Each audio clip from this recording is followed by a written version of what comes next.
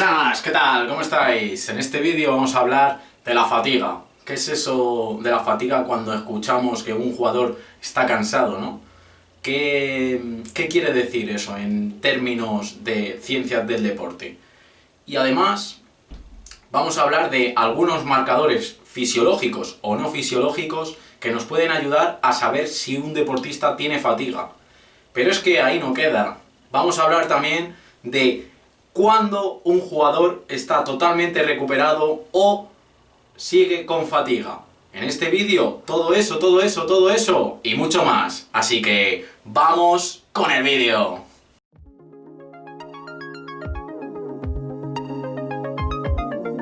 Buenas. Buenas tardes, buenos días o buenas noches. Arrancamos. La fatiga es la incapacidad para mantener una fuerza o un esfuerzo durante un periodo de tiempo prolongado o determinado.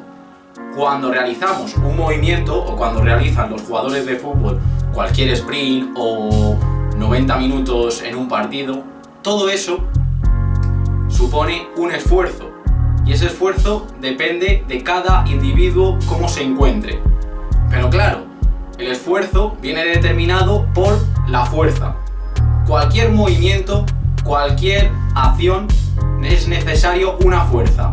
No una fuerza muy alta a lo mejor, pero es necesario una fuerza. Sin fuerza no hay movimiento. Pues la fatiga es la incapacidad para mantener un esfuerzo o una fuerza durante un periodo de tiempo y provoca que el jugador no tenga las energías para poder realizar el ejercicio o el movimiento. Esta fatiga no es igual para todo el mundo. Si un jugador está muy bien entrenado, la fatiga aparecerá en términos muy reducidos. Es decir, supondrá que el deportista tenga mayor capacidad de realizar el ejercicio. Pero si por el contrario no está bien entrenado, la fatiga aparecerá antes, ¿vale? Dicho esto, ¿qué clasificaciones de fatigas podemos hacer? Podemos hacer un montón, pero las grandes o las que he elegido yo para explicaros aquí son las siguientes. Podemos hacer clasificación en función de la duración, del tiempo que aparece, ¿no? Es decir, puede ser fatiga aguda, en la que aparece en 1 o 2 días, fatiga de duración media, que aparece con mayor número de días, o larga, ¿no? Que puede durar más tiempo. Entonces, en función de estas fatigas, podemos sacar muchas conclusiones. Cómo se encuentran nuestros jugadores, qué factores o qué debemos de tocar para evitar esas fatigas, etcétera, etcétera. Acordaros que todo eso es información. Todo lo que se refiere a fatiga, cargas, cuantificación, etcétera, es información ¿para quién? Para los preparadores físicos o para los entrenadores, ¿vale? Para saber cómo se encuentran sus jugadores. La siguiente clasificación de la que voy a hablar es fatiga del siguiente carácter: emocional, mental o física. Muchas veces damos por hecho que las emociones no influyen y el estado de ánimo influye mucho en el rendimiento de cada uno de los individuos. No es lo mismo cuando estamos con una gran motivación, con ganas de comernos el mundo, ¿no?, que cuando estamos con una depresión, ¿no? Pues no es lo mismo, pues los jugadores es igual, es un ser humano igual que tú, ¿vale? Entonces hay que tenerlo en cuenta, ¿vale? Fatiga mental hace referencia, bajo mi punto de vista, ¿no?, en esta clasificación que yo hago, es lo que conocemos como que no estamos centrados. No estamos centrados en lo que hay que estar centrados en el fútbol, ¿no? Si eres preparador o jugador, en este caso, mejor dicho, jugador, que no está centrado en el fútbol. Y la siguiente es la fatiga física, ¿no?, que propiamente es lo que supone realizar el esfuerzo. Es decir, cuando realizamos, lo que hemos dicho, cuando realizamos un ejercicio, un movimiento, fuerza, pues ese ejercicio supone una carga física y una fatiga a cada uno de los individuos. Para terminar de esta clasificación, las dos grandes fatigas que existen en el ámbito de ciencias del deporte y en el fútbol son fatiga periférica y fatiga central.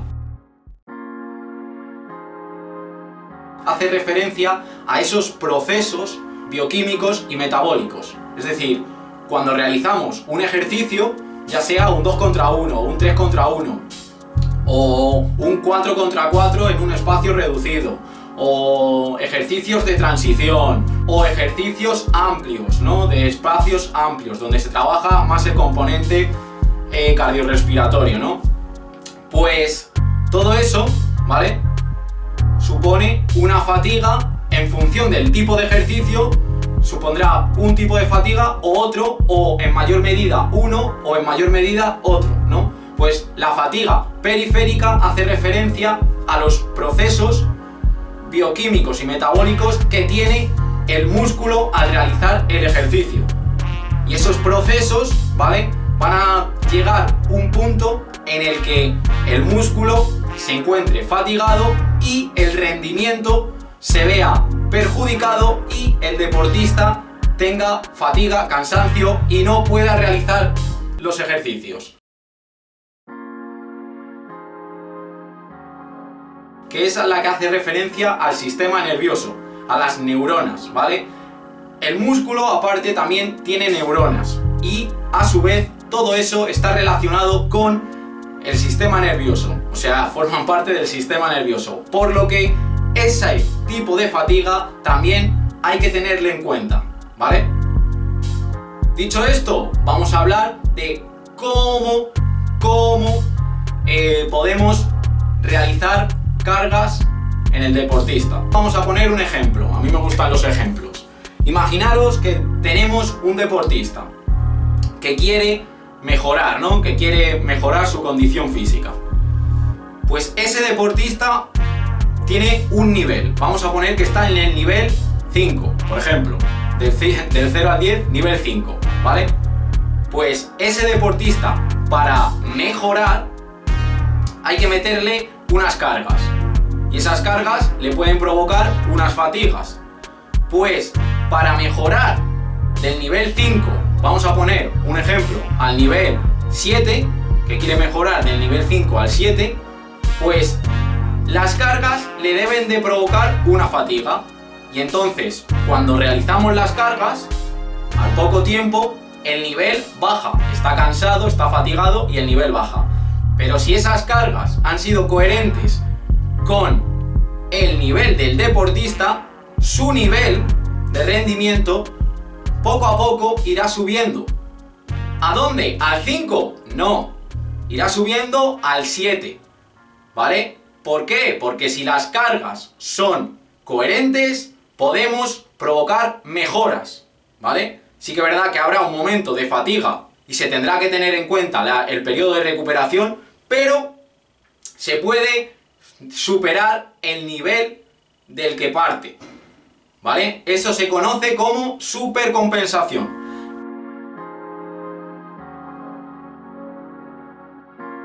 ¿Y cómo provoco esa supercompensación? Pues hay que saber mucho y hay que haber trabajado mucho.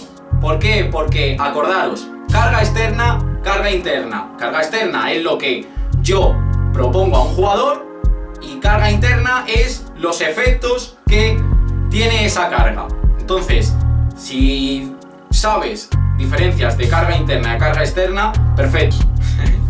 ¿Qué marcadores fisiológicos podemos tener en cuenta para saber si nuestros deportistas están fatigados?